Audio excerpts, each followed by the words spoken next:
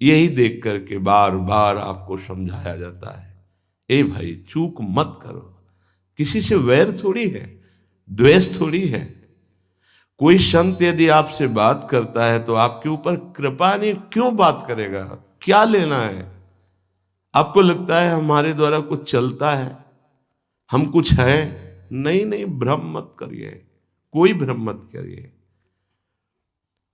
आपके लिए वो आपसे बात करते हैं, आपके कल्याण के लिए आपसे बात करते हैं, आपके कल्याण के लिए वो आपको डांटते हैं, आपके कल्याण के लिए आपको दुलार करते हैं। दोनों बातें समझ लीजिए। जो लाडली लाल में चित्त लगाए हुए हैं उनको कहीं किसी सुख की आकांक्षा नहीं। सच्चाई से समझ लीजिए। अगर वो सुख का कहीं खेल खेलते तुम्हें नजर आ रहे हैं, वो तुम्हारे लिए, तुम्हें दुलार कर रहे हैं, निकल चलो। तुम्हें डांट रहे हैं, निकल चलो। तुम्हें प्यार कर रहे हैं, निकल चलो। तुम्हारे मन को अपने प्यार में फांस करके श्री जी के चरणों में समर्पित कर देना, यही काम है। ये सब संतों का यही कार्य, तुम्हारे संसार के प्यार में फैले हुए मन को समेटकर अपनी वाणी, अपने प्यार के बल से उसे प्रियालाल के चरणों में समर्पित कर देना। पर आपके अंदर ये चाह हो जाएगी, तभी आप उस प्यार को समेटने में सहयोग दे पाएंगे। मुझे अब इस ब्रह्मा के रचे हुए माया से मुक्त होना है। पर आप तो इन्हीं खिलौनों में राजी हैं, और जब इन खिलौनों से मन को हटाने की बात कही जाती है तो आपको बुरा लगता है। आपसे जिससे कहा जाता है कि अब आप ऐसे रहिए, मनो चिन्हारो नाय, तो आपको लगता है कि हमारे संबंधों में प्रहार कर रहे हैं। तुम्हारे संबंध जितने हैं इनका प्रहार पहले हो चुका है काल के द्वारा, तुम इनको नहीं रोक पाओगे। काल पहले ही काट चुका है सारे संबंध। बस तुम संबंध का राग लेकर के यहां से जाओगे, दुर्गति हो जाएगी। और संबंध को प्रियालाल के चरणों में समर्पित करके जाओगे तो सदगति हो जाएगी, अनुराग हो जाएगा। जो आसक्ति संसार के संबंधों में है, वही आसक्ति जब संत महापुरुषों से हो जाती तो मोक्ष का खुला हुआ द्वार, ये भगवान कपिल देव जी कहते हैं। आप अपना अधिकार अपने में मत रखिए, गुरुजनों को दे दीजिए। अब हमारे जीवन की बागडोर आपके हाथ में है, आप जिस दिशा में चाहें ले चलें। हमारा केवल आपकी आज्ञा पालन करना कर्तव्य। तो कह रहे कदापि चिन्मयादुपरि चेत स्पृहा रोहणे। यदि तुम्हें इस चेतन अचेतन जगत से मुक्त होने की इच्छा जागृत हो गई है तो पहला, स्नेह का संबंध किसी से मत रखिए। स्नेह का संबंध केवल प्रियालाल से रखिए। वही स्नेह जो माता में, जो पिता में, जो भाई में, जो बंधु में, पत्नी में, पुत्र में, वही स्नेह प्रियालाल को चाहिए। आप और सब कुछ दो, भगवत प्राप्ति नहीं होगी। ये स्नेह दे दो तो भगवत प्राप्ति पक्की हो जाएगी। सबसे स्नेह करो श्यामा श्याम के संबंध से। हमारा स्नेह का संबंध श्यामा श्याम से, श्यामा श्याम के संबंध से स्नेह कोई फर्क नहीं पड़ेगा। पर आपको अभी ये कला नहीं आती है। आप जब तक एक बार समस्त संबंधों के स्नेह को बटोर कर प्रियालाल के चरणों में समर्पित नहीं कर देते, तब तक आपको लगेगा, वाणी से बोलोगे कि सब भगवत भाव से ही, लेकिन पूरा राग यही है, ये हमारे अमुक है, हमारे अमुक है। इसलिए इस रहस्य को समझो, पहले हटो, फिर जब वो राग अनुराग में बदल जाता है तो फिर पूरे विश्व से प्यार करो, कोई फर्क नहीं पड़ेगा। सब जीवन सो प्रीति रीति निवाहत आपनी, क्योंकि वो रीति जानता है। हमारी रीति श्यामा श्याम के संबंध से ही सबको मानना। एकांत की रति विधान करो, शब्दों को समझिए। एकांत की रति विधान करो, अर्थात हमारे हृदय देश में केवल इष्ट और गुरुदेव के सिवा किसी से प्रीति नहीं। और बहुत इस बात से हम कमजोर हैं। कहीं न कहीं हम अपनी प्रीति, हमारा दोस्त है, हमारा मित्र है, हमारा रिश्ता है, हमारा संबंध है, तो श्री जी करुणा करके आपको लाई अपने संबंध पुष्ट करने के लिए, फिर भी आप अज्ञानवश उन्हीं संबंधों को पुष्ट करते हैं जिससे आपकी दुर्गति हो जाए। जो आपके अरे एक हिरन के बच्चा के संबंध ने एक जन्म नष्ट कर दिया, फिर और किसकी बात करें। इसलिए एकांत की रति विधान करो। एकांत की आपकी रति हो चुकी है, इसका परिचय आपके सामने भारी विपत्ति आई, मन केवल श्री जी में, भारी संपत्ति सुख संपदा केवल श्री जी में मन, यह है एकांत की रति। अब उसको कोई विचलित नहीं कर सकता। जहां विषयी जन रहते हैं, विषयी जन संभाषण करते हैं, उस स्थान में, उस भीड़ में, उन लोगों के बीच में अरुचि हो जाना। रतिम मदन मोहने विदधताम तदेकांतिकीम। एकांत की भक्ति, विरति, जन समुदाय, प्रपंच भाषण करने वाले, इनसे संबंध नहीं। ना संतु जनतापने प्रतिवसंतु वृंदावने। जनता अर्थात केवल विषय प्रपंच की वार्ता करने वाले, तापने, हृदय में ताप पैदा हो उनके संग नहीं, मुझे संग नहीं, कोई भी हो, प्रिया प्रीतम से तुम्हें मतलब नहीं, उनकी चर्चा से मतलब नहीं, उनके संबंध से मतलब नहीं, तो हमारा आपसे क्या संबंध। देखो, जगत के संबंध प्रियता दिखा करके भोग सामग्री दे सकते हैं, धन दे सकते हैं, व्यवस्था दे सकते हैं, पर प्रियालाल की प्रीति नहीं। पूज्य श्री रघुनाथ दास गोस्वामी जी जब अपने गृह का त्याग करके महाप्रभु चैतन्य देव की शरण में गए, तो 2-3 दिन जो महाप्रभु को भिक्षा आती थी उसी से महाप्रभु दे देते थे। उनको लगा कि नहीं, जीवन जब महाप्रभु को समर्पित है तो हमको जीने का ढंग सीखना चाहिए, कैसे हम विरक्त होकर के जिए। इतने में घर से भेजे हुए बहुत से सेवक, रुपया, सामग्री, रसोईया सब आ गया, क्योंकि बहुत बड़े धनी थे उनके पिताजी, और पिता के भाई दोनों के बीच में एक लाड़िले पुत्र थे पूज्य श्री रघुनाथ दास गोस्वामी, जिनकी समाधि राधा कुंड में विराजमान है। अब सुंदर सुंदर पकवान, भोग सामग्री घर के भेजे हुए रसोइये सब बनाते, प्रभु को भोग लगता, महाप्रभु चैतन्य देव को भी। और फिर विचार किया, क्या ये माता पिता के द्वारा दी हुई सुविधा वैराग्य में कलंक नहीं है? मेरा जीवन प्रभु के लिए, क्या मैं प्रभु आश्रित नहीं जी सकता? जब विरक्त हो गया तो माता पिता के द्वारा दी हुई भोग सामग्री से जीना निषेध है। प्रवृत्ति और निवृत्ति 2 मार्ग हैं। प्रवृत्ति मार्ग में स्वयं अधिकार हो जाता है पुत्र और पुत्री का माता पिता की संपत्ति पर, निवृत्ति मार्ग में नहीं, स्वीकृत नहीं है। निवृत्ति मार्ग में स्वीकृत नहीं। जिसने इस स्वीकृति को स्वीकार किया वो कच्चा ही बना रहता है पूरे जीवन, पक्का वो कच्चा बना रहता है। ये दृढ़ बात समझ लीजिए। आज तक इतिहास है विरक्तों का। निवृत्ति मार्ग पर अगर वैराग्य ले लिया तो माता पिता के द्वारा उसका भरण पोषण कभी नहीं हुआ। आप पढ़ करके देख लीजिए, चाहे कोई भी हो, किसी भी मार्ग का हो। जब रत्नावती जी ने, उनके लिए चिट्ठी आई, पुत्र ने भेजा कि पिता ने सभा में मुंडी का पुत्र कह के कहा, मतलब सन्यासिनी का पुत्र कह के, माता हमारी इस नाम की रक्षा करना। जी हुई चिट्ठी पढ़ी तो महल छोड़ दिया उसी समय, और नाई को बुलवाया, अपने जो राजरानी के बाल थे उतरवा दिया, और संत सभा में बैठ गए। आज से कहा राज अन्न का त्याग। अब ग्राम नगर के द्वारा दी हुई भिक्षा के द्वारा भरण पोषण होगा, इस राजा के द्वारा दिए हुए नहीं। और पति थे माधव सिंह।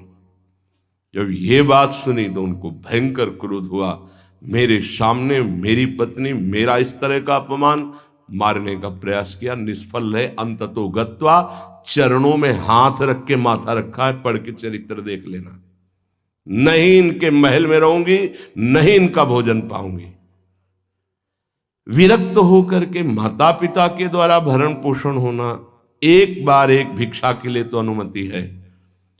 अगर विरक्त हो गया है, एक भिक्षा अगर माता पिता करा दे तो वो स्वीकृत है, इसके अलावा नहीं। आप चरित्रों को पढ़ के देख, सिद्धांत से नहीं चलोगे तो 4 दिन बाद फिर उसी में आ जाओगे। जब हम विरक्त हो गए, पूरे विश्व का भरण पोषण प्रभु करते, तो मेरा नहीं करेंगे क्या? आज अगर कोई जुड़ा है तो वैराग्य और भगवत प्राप्ति के लिए जुड़ा है। हमारा संबंध संसारिक नहीं, भागवतिक। जिस मार्ग में हम हैं उस मार्ग में। रघुनाथ दास गोस्वामी को 2-4 दिन हुए, फिर अंदर आग लग गई, नहीं पिता के द्वारा दिए हुए वैभव को नहीं भोगना, वापस। अब कैसे जिए? तो जहां सिंहपौर पर जगन्नाथ जी के सब भिक्षुक खड़े होते थे, उन्हीं के बीच में खड़े हो गए।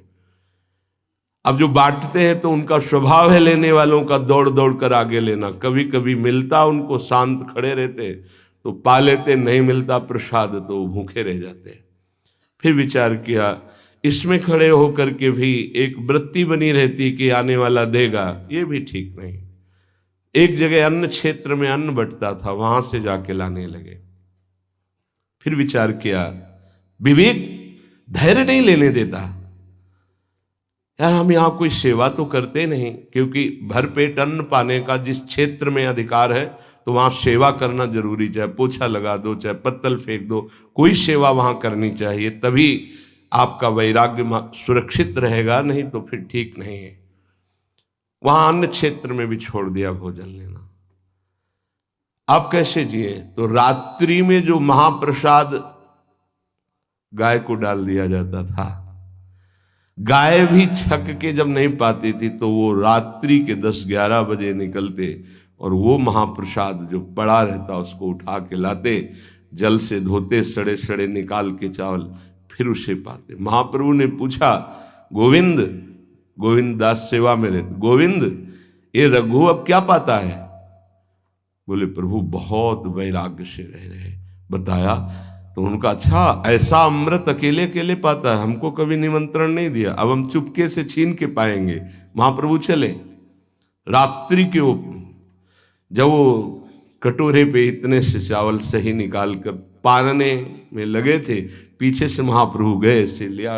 अरे प्रभु आपने, उनका इतना स्वादिष्ट अमृत पाता है और मेरे को कभी निमंत्रण नहीं दिया, निहाल कर दिया। उनके लिए आया सोवत हु रसना रटे राधा कृष्ण सुनाम। वो जब सोते थे तो उनकी जबान से राधा कृष्ण राधा कृष्ण राधा कृष्ण। ये इस मार्ग के पथिक, निवृत्ति मार्ग और प्रवृत्ति मार्ग में अंतर है। आप लोग इस बात को समझें।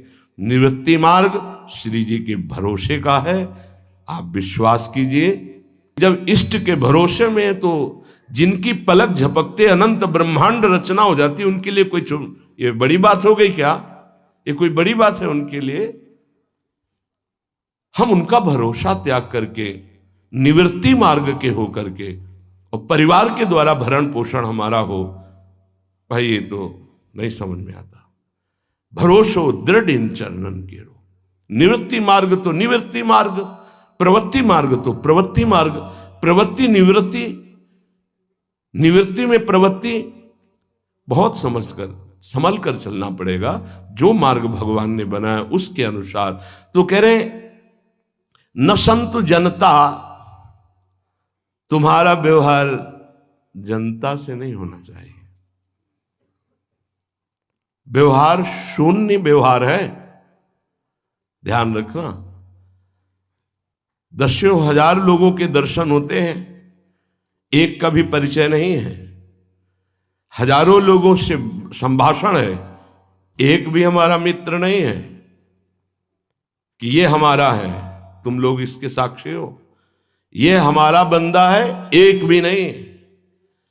साफ श्री जी के हो, श्री जी से संबंध है, मैं सिर्फ एक नौकर हूं। श्री जी की बात आपको बता देता हूं, आपकी बात श्री जी को बता देता हूं। हमारे श्री जी, इसके सिवा कोई नहीं। एकांत की रति, जनता से संबंध रहित, श्री जी के संबंध से सब जीवन सो प्रीति। श्री वृंदावन में वह चिदानंद रस को प्राप्त होता है। यह है रहनी। वृंदावन इह विधि बसै, तज के सब अभिमान, तृणते नीचो आपको जाने सोई जान। ये समझ जाओ किस बात का आश्रय लिए हो। जिनको ब्रह्मांड रचने में सेकंड नहीं लगा है, वो हमारी प्रियाजू के अधीन है। हमको कुछ अपनी व्यवस्था के विषय में सोचना, मानो शरणागति के विषय में आपको अविश्वास, कलंक है ये बात। हे, बिल्कुल भरोसे पे हो जाओ, फिर सामने देखो क्या होता है। बिल्कुल भरोसे पे हो जाओ। गुरुजनों ने कभी भी अन्य आश्रय नहीं होने दिया, कभी भी अन्य जगह जगह बचाते। वो जानते हैं कि अन्य आश्रय, धन का आश्रय, वस्तु का आश्रय, व्यक्ति का आश्रय, ये तुमसे सच्ची बताते हैं, गुरुजनों की कुछ बातें बाद में समझ में आती, पहले समझ में नहीं आती। केवल श्री जी का भरोसा रखो, जिसने आज दिया है वही कल देगा। जब गुरु जी को कोई कहता कि कभी काम में आ जाएगी ये वस्तु, रख लो, तो बोले इसी को मिटाने के लिए बाबा जी हुए हैं। जब कभी काम में आनी होगी तो तुरंत श्री जी भेजेंगे, हम इसको पहले से क्यों रखें। ये हमें चाहिए कि केवल श्री जी का आश्रय लेकर वृंदावन वास हो। देखना कितना आनंदित रहोगे। फिर रोना आता है, तुम्हारे आंसू फिर निकलेंगे। जब आप एकांत में होंगे, आपका कोई नहीं होगा और आपकी परिस्थिति विपरीत होगी, तब जो शरणागति होती है वही भगवत प्राप्ति कराती है। जब तक विपरीत परिस्थिति नहीं आएगी तब तक शरणागति परिपक्व नहीं होगी। बात लिख लीजिए, चाहे वो द्रौपदी जी हो, चाहे गजराज गजेंद्र जी हो, चाहे कोई भी हो, जब ऐसी विपरीत परिस्थिति आए कि कोई भी सहयोगी नहीं रह गया, तब शुद्ध शरणागति और भगवत साक्षात्कार। उस दिन के लिए तैयार रहो और मांगो कि हमारी आसक्ति का नाश करने के लिए परिस्थिति ऐसी दे दो प्रभु कि सिर्फ आप पर दृष्टि हो, सिर्फ आप पर, ना कोई हमारा, ना हम किसी के, सिर्फ आप। मेरे तो गिरधर गोपाल, दूसरों न कोई। बात समझो, सत्संग की बात को समझो, परमार्थ की बात को समझो। तो जब कोई हमारे जीवन में प्रश्न आता तो जो नील चादर ओढ़े हुए विराजमान है, उनकी चादर की तरफ देखते, आकाश की तरफ, बाहर निकलकर आकाश की तरफ देखते। तत्काल उत्तर मिला है हमको, तत्काल भाग, यहां से भाग। झोला टांगा, रात्रि में भागे, जब भागे तब रात्रि में भागे। भागो भागो भागो, भागते भागते अब पायो परम विश्राम। अब वृंदावन, श्री वृंदावन विश्राम, सब सोहित निष्काम मत, श्री वृंदावन विश्राम। हे, भागते रहो, संबंधों से भागते रहो, आश्रयों से भागते रहो। एक आश्रय केवल हरि गुरु का, बस एक विश्राम स्थल। जैसे आप रखो, जैसे आप रखो, हम उसी में राजी हैं। समस्त प्राणियों को वृंदावन के नमस्कार बुद्धि से देखो। देखो यहां की रहनी, वृंदावनी विधि बसे, तज के सब अभिमान, तृणते नीचो आपको जाने सोई जान।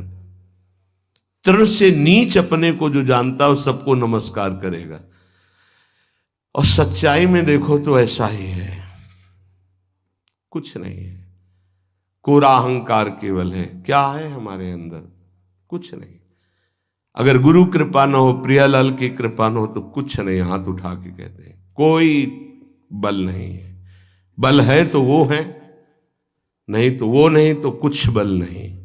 क्या बल है? आप देखो, अंदर से देख लो बैठ के, तुम्हारे अंदर क्या बल है। फिसल कर गड्ढे में गिरने का तो बल है, लेकिन गड्ढे से निकलने का बल तो नहीं है। फिसलने में क्या बल? फिसल कर गिरने का तो है, लेकिन गिर के संभलने का बल, ये केवल गुरु का बल है, ये केवल इष्ट का बल है। इसलिए श्री धाम वृंदावन का आश्रय और वास स्वीकार करो। सबसे छोटा अपने को समझो, समस्त प्राणियों को नमस्कार करो। क्यों?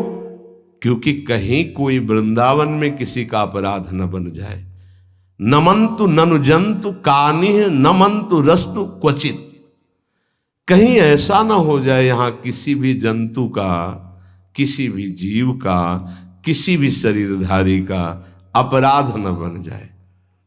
अगर वृंदावन में कोई अपराध ना बनने पावे और सबको हम नमस्कार करके रहें और श्री जी का केवल भरोसा रहे, तो आप चमत्कार देख लेंगे, अध्यात्म आपके अंदर प्रकाशित हो जाएगा।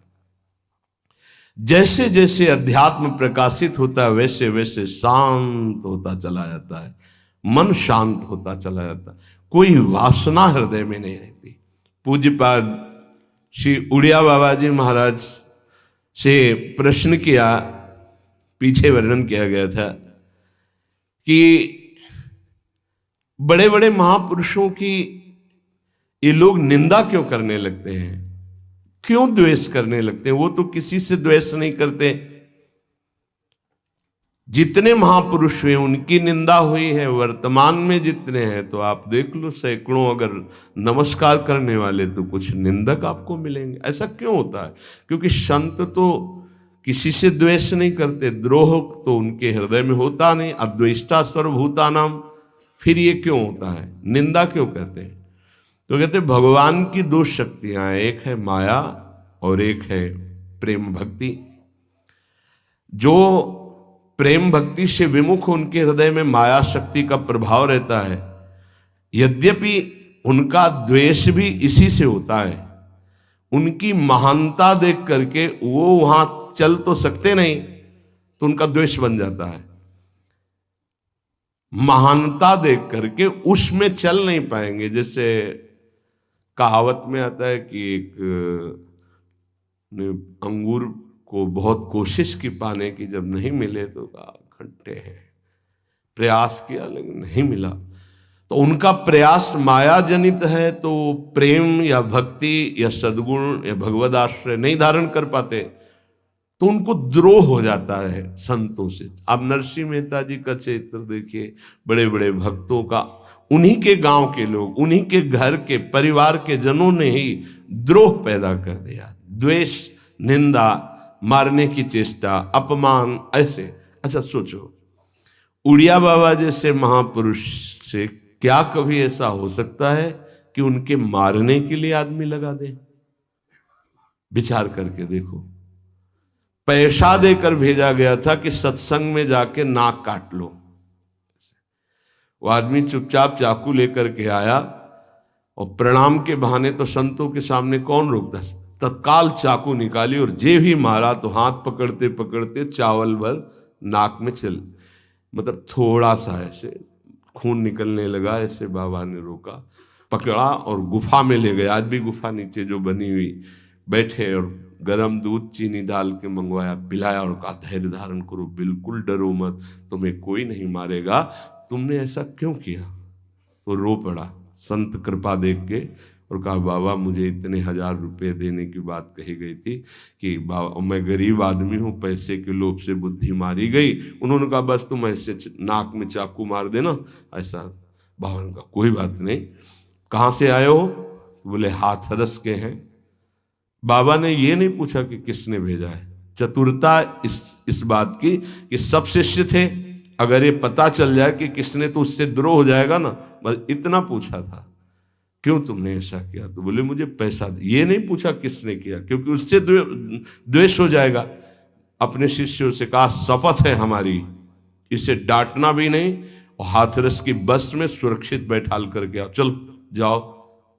बोलो ऐसे महापुरुष को फिर बाद में लीला, द्वेष की हद हो गई, संसार द्वेष की सूली पे चढ़ा दिया, जहर पिला दिया। मेरा जी को जहर पिला दिया, प्रहलाद जी को क्या? क्यों ऐसा करते हैं लोग? बोले माया से आसक्त चित्त वाले जब भक्त को देखते तो उनके अंदर गाली देने का मन होता है, जलन पैदा होती, स्वभाव ऐसा स्वाभाविक है। उनके हृदय में इतना द्वेष पैदा होता है कि वो दुष्ट हृदय कैसे इनकी हानि हो, बस ये सोचते हैं कैसे इनकी। बड़ा विचित्र खेल है। इस संतों के साथ क्यों? पलटू बाबा को अयोध्या में झोपड़ी में ही आग लगा दी आसपास से। ऐसा ऐसा क्यों होता है? तो बोली माया शक्ति कि जिसके हृदय में माया का प्रभाव, मलिन हृदय होता है, वो संतों से स्वाभाविक द्वेष करते हैं, जो कि द्वेष के पात्र नहीं है। वो किसी से वो द्वेष नहीं करते। एक संत आप चरित्र उठा करके देखो, संतों से द्वेष करने वाले प्रत्येक महापुरुष के जीवन में देखा गया कि द्वेष करने वाले, और कोई कोई तो उन्हीं के पार्षदों के रूप में द्वेष करने लगे, उन्हीं के पार्षद बनकर उनकी खिलाफत करने लगे और उन्हीं के पार्षदों के द्वारा उनको सूली पर चढ़ाया गया। बड़ा विचित्र माया का खेल है। इसी से वो भक्तों की निंदा करते हैं और भक्तों से द्रोह करके अपना सर्वनाश कर लेते हैं। तो क्या इससे बचा जा सकता है? यदि भगवान का नाम जप करने लगे, भगवान का आश्रय ले ले, तो दृष्टि बदल जाएगी। आप देख लेना, दृष्टि बदल जाएगी। नाम जापक सहृदय होता है, वो घोर पापी पर भी प्यार करता है। लोग समझते नहीं उनके हृदयों को। घोर पापी को भी वो प्यार करके भगवान से मिलाना चाहते हैं। यदि आप नाम जप करते हैं तो आप बच सकते हैं, नहीं संत द्रोह की वृत्ति अंदर पैदा हो जाएगी। ये माया है। ये जहां किसी महापुरुष का यश सुन तो वही निंदा शुरू कर देता है, क्योंकि माया उसका पतन कराती है और भक्ति उत्थान कराती है।